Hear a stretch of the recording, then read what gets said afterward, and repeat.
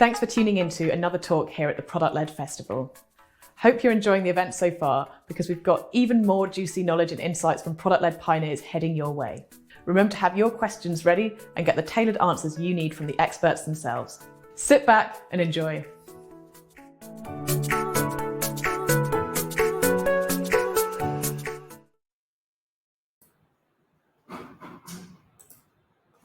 Hi everyone, and a very warm welcome back to the Product-Led Festival.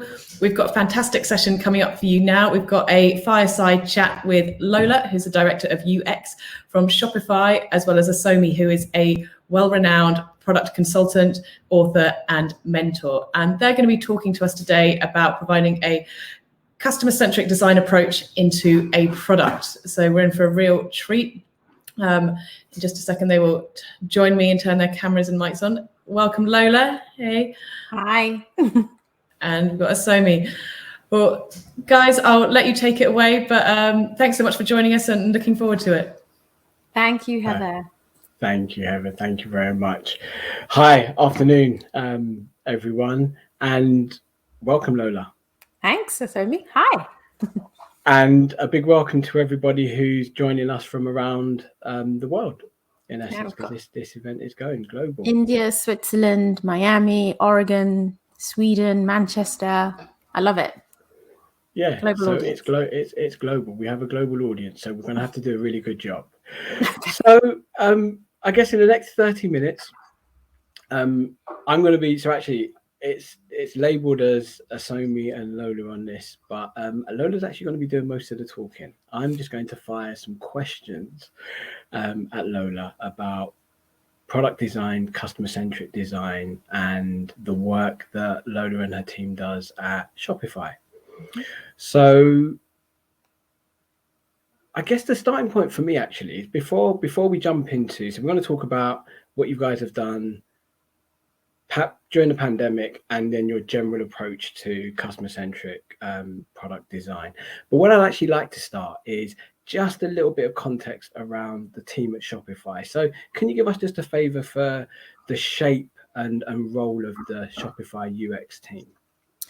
Yeah, and I'll speak more broadly at first, and then I'll narrow it down to the UX team. So all of our product teams at Shopify are designed as trifectas or multifactors. So we always have usually party equivalents from engineering, product, and UX working on a shared product together. So I help to lead our money and channels product areas, and my peers are directors of engineering and product. And we meet constantly to talk about all of the product and people problems in our specific space. And so UX is very much an active participant in defining the product direction at Shopify. It's always been one of our core values to make sure that like the thing we're making is the simplest and most effective thing for the merchant. And so UX has been part of that from day one. And so the UX team is also within it multidisciplinary. We have research, we have product design, we have content design, and we also have creative technologists who work really frontline with some of the sort of design system that we use and stuff like that. So we work across the disciplines, and then within UX, and then we work across disciplines with engineering and product. And I talked about multi-factors. So in a lot of cases, the product team is more than just engineering, product, and UX. It often includes data science, and it often includes marketing and so forth. So we kind of expand product leadership and governance and beyond just the immediate teams in R&D to also these other disciplines that help us stay hyper-aligned and hyper-focused on the exact thing that needs to be shipped at any point in time. Cool, perfect. And just you kind of explained multi-factor, but you also mentioned trifecta. What's trifecta? So trifecta is when it is just product, UX, and engineering. And so the trifecta is going to be much more active in saying like, what is the thing we're actually working on shipping now? What's the actual implementation and execution of that product? Where the multi-factor becomes more relevant is where we may have data. So we may have, a sense of trying to shift the product towards understanding like where actually are we having the most impact. So you might have a data leader who's actually intrinsic as part of that, or the product itself might be an insight tool. And so data is very much part of the roadmap and the governance of the product. In some products, we also have like revenue and so forth. So we essentially recognize that product leadership the definition of roadmaps, the governance of making sure we're building the right things involves a broader set of people. But the trifecta is kind of like just the people working on the explicit thing that gets shipped at that point in time, which is usually product UX and engineering. Okay, cool, perfect. Thank you for that. So that gives us a flavour for the team and the setup. Yeah. So now talking about the core topic or one of the core topics of today. So the pandemic. So before the pandemic, organizations like Shopify, lots of other organizations around the world had a really healthy, or developed in essence, a really healthy way of looking at and creating healthy, reliable systems for understanding customers' needs and building out the experience based on that. However, as we all know, the last 12 months plus has kind of changed that. I should actually call out that I'm in the UK, but today is the anniversary of our Prime Minister's initial announcement of we are going into lockdown. So for us, it's 12 months of living this, and obviously people around the world have been living different time frames around that. Yeah, but our anniversary in Canada, because I'm in Canada in Toronto, our anniversary for that was last week. Okay, so we're running on pretty similar schedule. So exactly. You'll have to tell me more about how you celebrated it. I'm not sure it was a celebration. Yeah, we recognized it. Yeah, exactly. So kind of off the back of that, can you talk a little bit about how you guys have seen customer needs change since the pandemic started? And I guess on one side there's customer needs changing, but then there's also on the other side how you've responded to that. So what have you done? Have you done things differently? Has it been business as usual, etc.? Yeah, I will say, so I said earlier on that user experience was like a fundamental foundation to Shopify. Like the premise of Shopify has always been to have a product that made it easier for entrepreneurship to take place. So more people had the ability to overcome the kind of structural barriers to starting a business. So in that sense, one of our values is merchant obsession. Every single person in the company gets like indoctrinated with that from day one. And we have a wide range of tools. You are accountable for building merchant empathy. So you can connect to merchants. We encourage every Shopify person to open their own store. So build empathy with the product by using it in anger every single day. And so we have a really mature insight culture at the business. People regularly talk formally and informally with our merchants all the time, all over the world. And so when COVID happened, we essentially had a lot of confidence to do a few things. So number one was, we had a lot of plans, right? We know really well where our product needs to do better for our merchants. And through our insight, we almost always are shaping the roadmap based on that. And so we'd gone really broad to like the full spectrum of things that we could do to solve entrepreneurship. What COVID did for us is, because we were intimately aware of the immediate problems that our merchants were going to face, we were able to narrow our focus, like delete some of those plans and say, right, it's important, but right now it's not urgent. And so let's double down on a handful of really, really important and urgent issues that our merchants need us to solve for them, giving them access to selling, making sure that the sort of barriers to them being able to sell quickly, fulfillment, buy online, pick up in store, all of these like really practical elements were addressed urgently so that we could give them the ability to pivot. We hyper-focused on some of our physical retail. So a lot of people think Shopify is online, but actually for a really long time, we've been working on merchants who also had a small physical presence, or like, pop-up stores, like weird noise coming from, what's happened. But we doubled down on that, and we helped a bunch of merchants who didn't see themselves as online businesses come online and get using Shopify. And we really made it as easy as possible to get the majority of people into this like pure e-commerce space, which is where everybody was last year. And a lot of that was based on things we intimately knew, like the experiences that our shopper folk were having because they use the product, as well as the kind of consistent and continuous insight work. And we didn't stop there. Like, obviously we couldn't visit stores, we couldn't go to an actual physical location with our merchants, but we still continue to talk to them remotely, online, by email, on social media, to stay on top of the issues as they were emerging. On that, were you faced with needing to do things differently, or accelerate, or focus on the work you had done in the past, or did you have to start thinking about things in a different way and creating different things? All of the above. In some cases, it's like we knew what the roadmaps were and we just accelerated them as quickly as we could. So a good example of that in my world is we've known for a really long time that like managing your finances are a critical part of running a successful business. And so we have a number of existing finance products that were out in the market prior to last year, but the number one was this kind of business banking thing. So we decided to double down on speeding up on that. And we went from essentially 0 to 1 with a business banking proposition called Balance, which is in beta right now, and people can join the waitlist.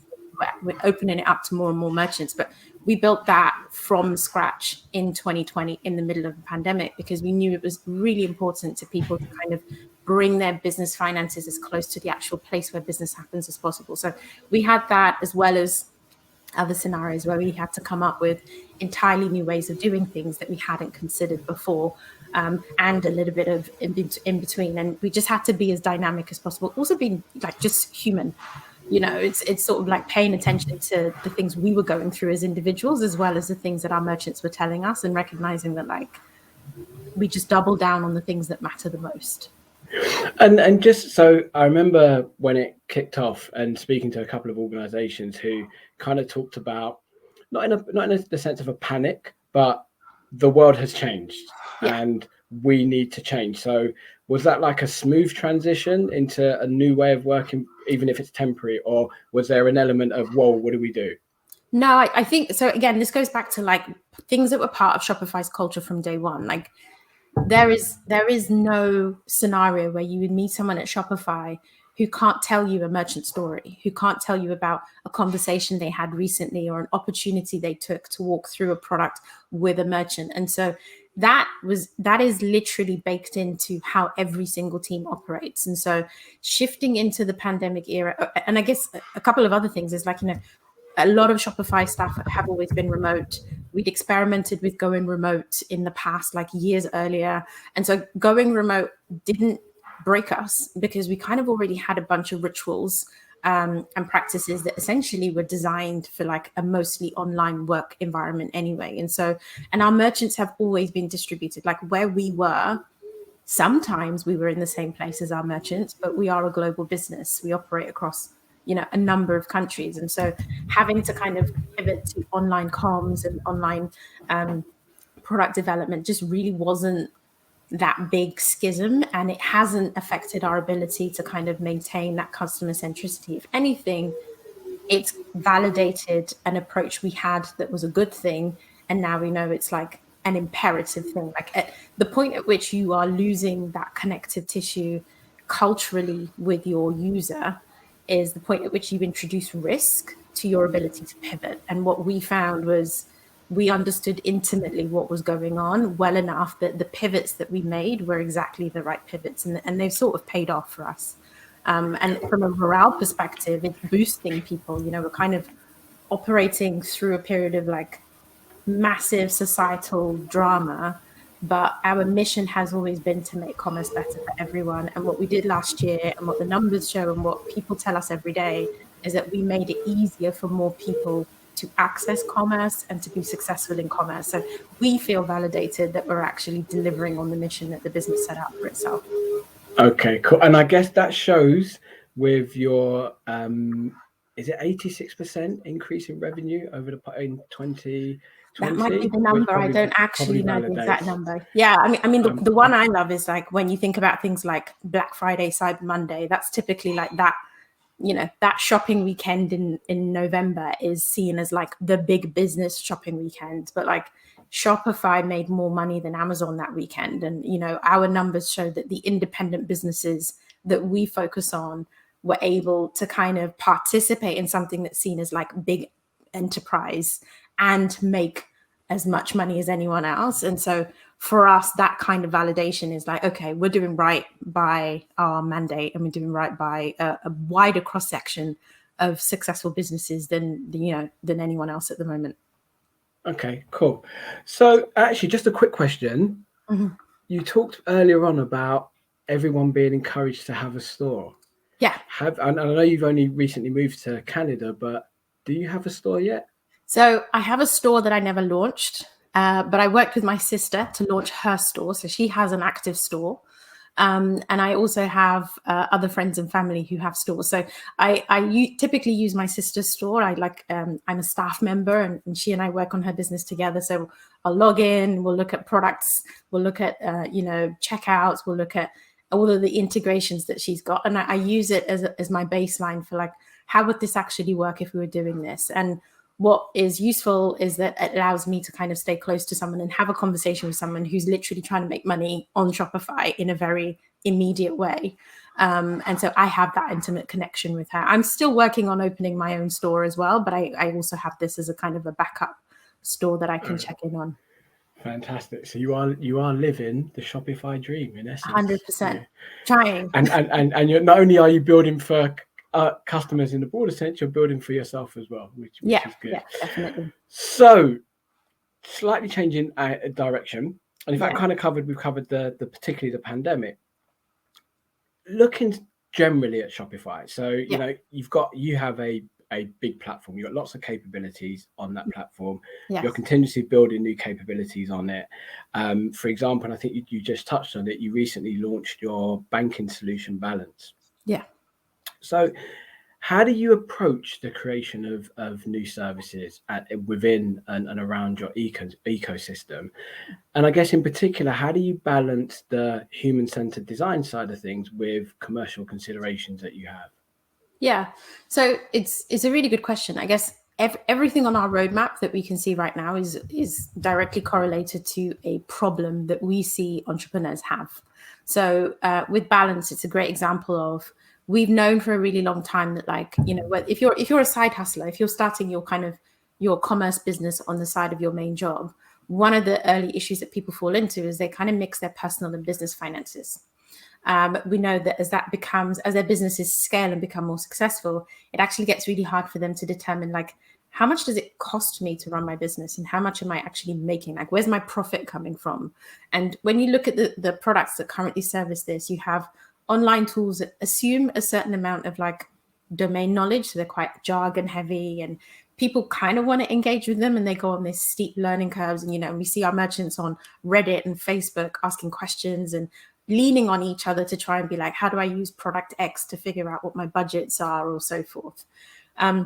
When we set out to build Balance, one of the things that we said is, we knew that business banking is actually really hard. So that there are structural barriers there as well. You have to be a business. You probably have to pay for your banking, and there are fees associated. And as a merchant, you're just trying to get going. You're just trying to build on something and learn through building. And so we recognized that we wanted to build something that was actually better than a bank experience, and that was really close to our merchants' business. And so we kind of stayed close to prioritizing what were their most immediate needs, what were the most immediate things that we could service with that.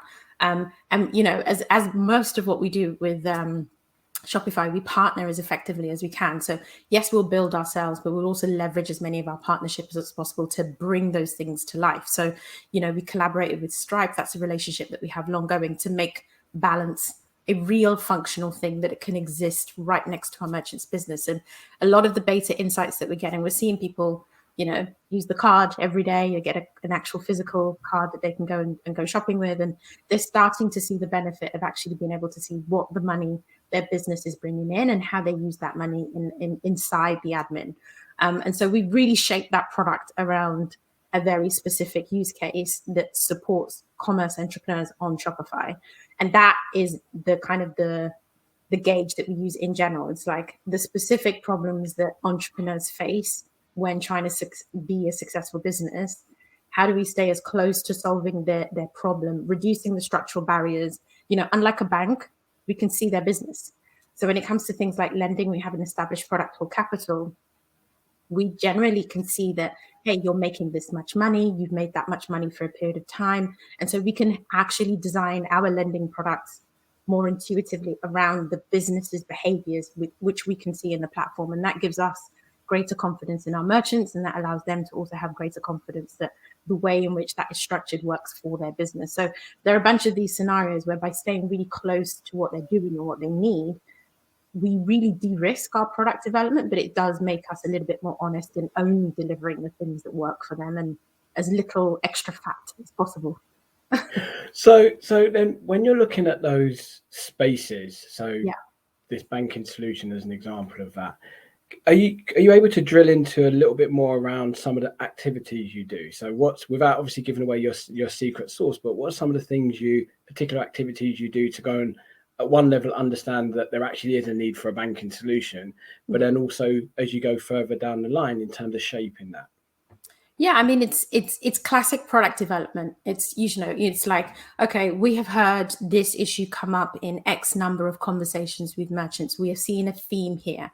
And so we look at that theme and we're like, okay, what are the things that we would actually do around that theme? The first version of that capital, like I said, was merchants need access to money to scale their business. So we see businesses with potential, merchants with product market fit. Their problem is cash flow to invest in marketing, to buy more stock. So we just said, right, we're just going to do a lending product that's going to solve that problem. We're going to give them access to capital. With Balance, it's exactly the same thing. We now see that this mishmash of personal and banking finances and then the structural barriers to actually getting a business bank account, that is getting in people's way. So let's just hyper focus on giving as many people as we can a bank account that's right there next to their business that works really well for them. And so that sense of like taking the need from this is the problem that we can see. The next stage is that what is the thing that we can build as quickly as possible, and how do we build it so that it works for our merchants? And that is, prototyping. Our CEO Toby stays really close to a lot of our product development, so we validate that with him. He has the macro view of every single team, so he looks at things very holistically and says, you're doing too much, you're doing too little, and helps us kind of steer the ship on, is this prototype directionally right? Behind the scenes on that, you then have all of the kind of discussions to say, how do we actually deliver on this? So, hey, Stripe, let's have a chat about what we're building on top of. And so the collaborations, the kind of engineering integrations that need to exist are then part of the discussion. Like, we hold the vision of the thing that we're going to build, and then we'll work with our partners to actually execute on that. And it's a full team effort. What I would say is, when it gets down to the nitty gritty, you make a bunch of compromises, because you get to a point where you're like, we know that there's banking is like a giant space, right? So we're not going into this market saying that we're going to be equivalent to any other bank on day one, but we've optimized for the absolute minimum set of things that we think our merchants need first. And we've done that as quickly as we can. And then we're going to keep iterating. So there's a lot of value left. And the people who are in early access, the reason, we see the beta users getting that energy and being excited about what we're doing Balance is because, the handful of features that they're already using now are really easy for them to adopt. And so the roadmap of features that we've still got to develop always gets prioritized by that lens as well. It's like, how quickly can we ship the next most important bit of value to the merchant? And so that product development lifecycle is the same as any other. It's just we try and speed up the time to market and the time to value by really being hyper focused on it would be amazing if we did 10 things, but we actually really get that these four things here, they're the urgency. They're number one. We get them out. We can add the rest later, or we might even pivot, right? But we're going to get those four out because we know most people will definitely get value from that on day one.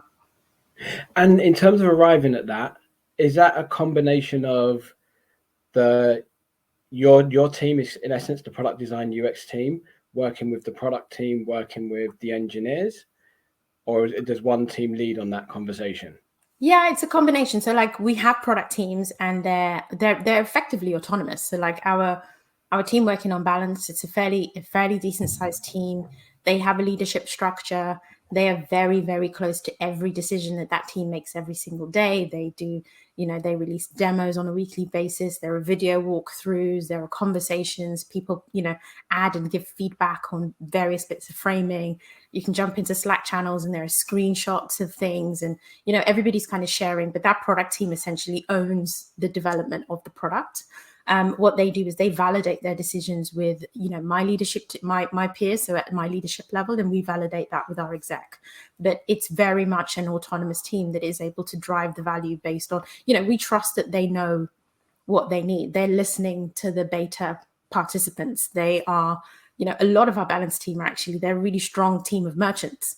And some of them have actually got the beta access. So their stores are actively using the balance product and they're building it as they're going. So there's a really strong sense that actually, if I want to get it, if I want to make sure that they're working on the most important thing, that team's got that knowledge.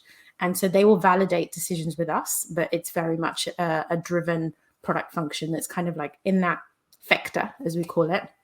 They're working on the right things for their product.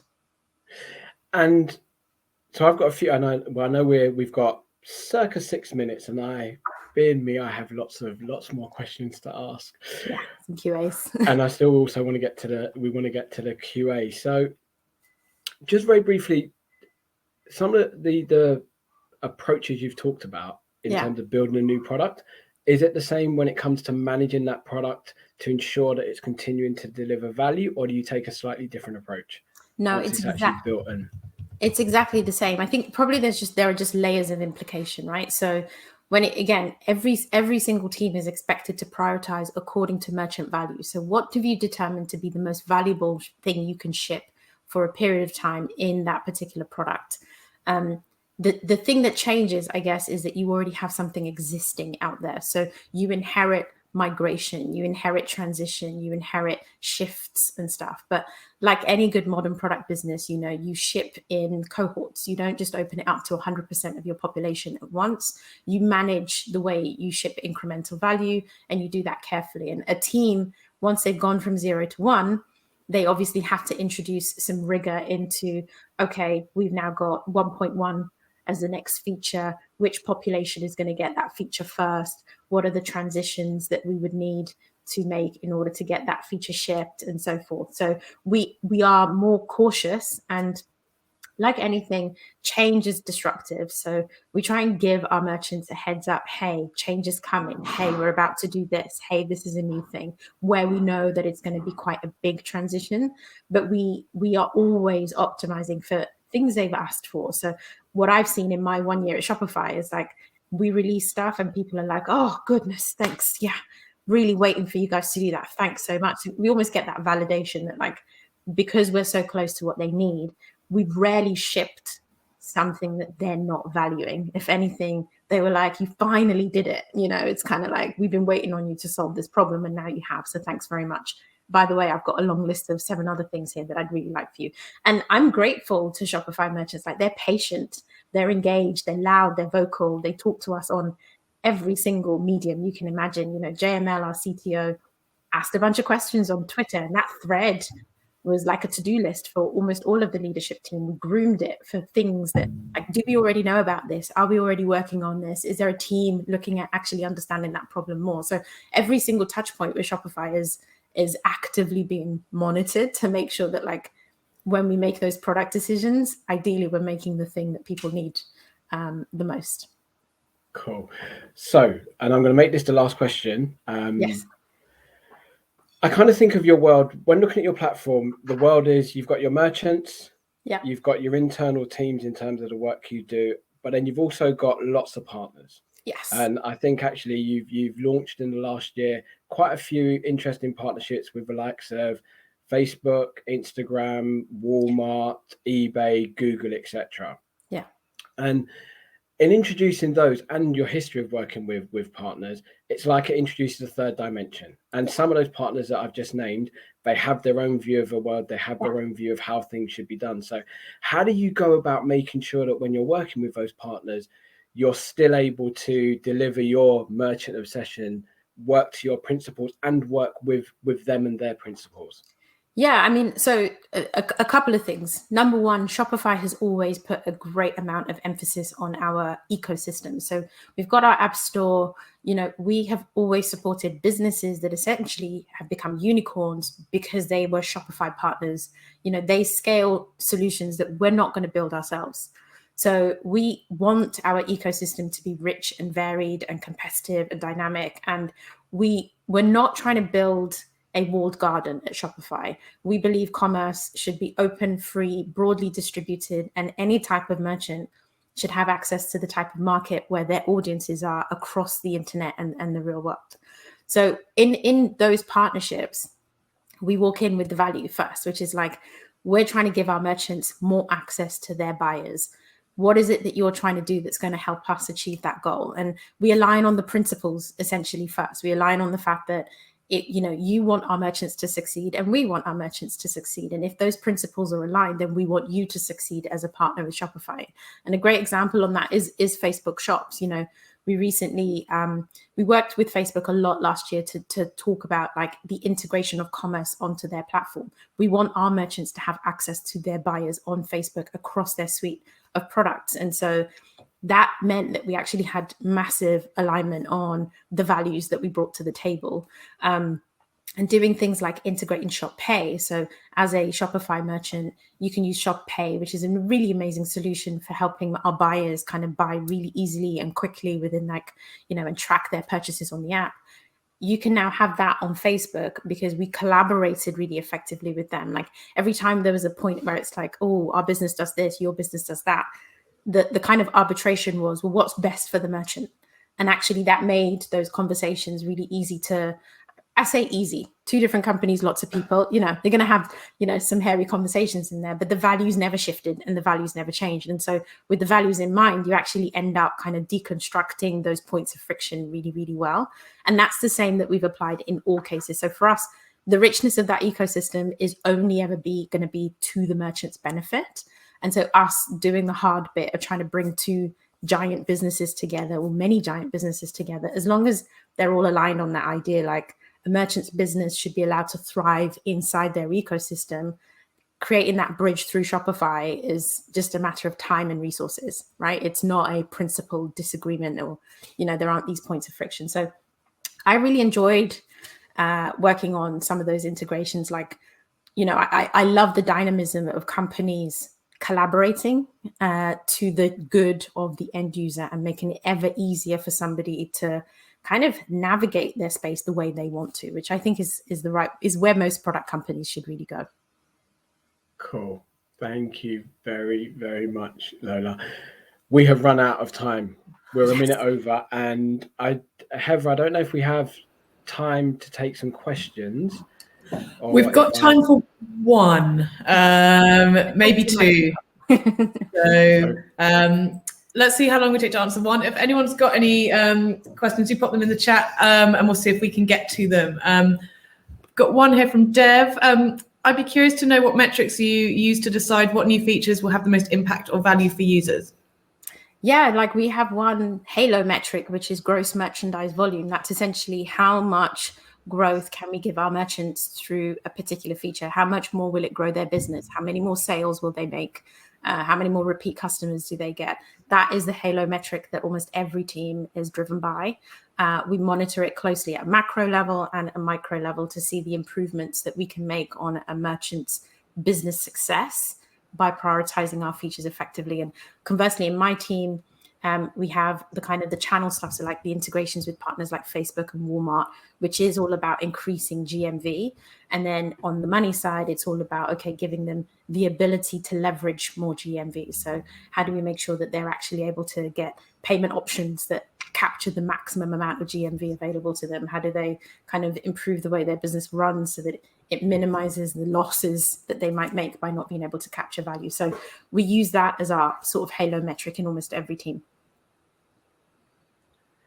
Nice, thank you. Well, we've got time for one more question. If there's one more that wants to come in from the audience, otherwise we're going to have to wrap up so we can kick off the next. But I think, Asomi, you had some really good questions, which is probably why the audience really don't feel the need to ask them, because there was a lot of kind of juicy stuff covered in that, Lola. And I think it's great to hear how you're kind of merchant first and how you kind of put your customers at the center of everything. So my key takeaway is merchant obsessed. Yes. Merchant obsessed. As a yes, absolutely. Merchant love obsessed. Our merchants. Yes. Yeah. Awesome.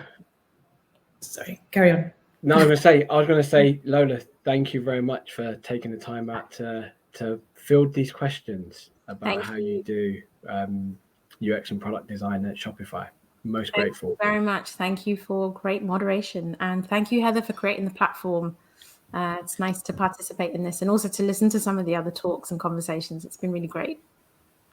No, thank you both. It was a really good conversation. You're both getting a lot of love in the chat at the moment. So I think no one had questions, but everyone thoroughly enjoyed it. So thank you, Lola, for sharing all of your insights, and Asomi for kind of guiding the conversation. It's been great. And yeah, thank you both so much.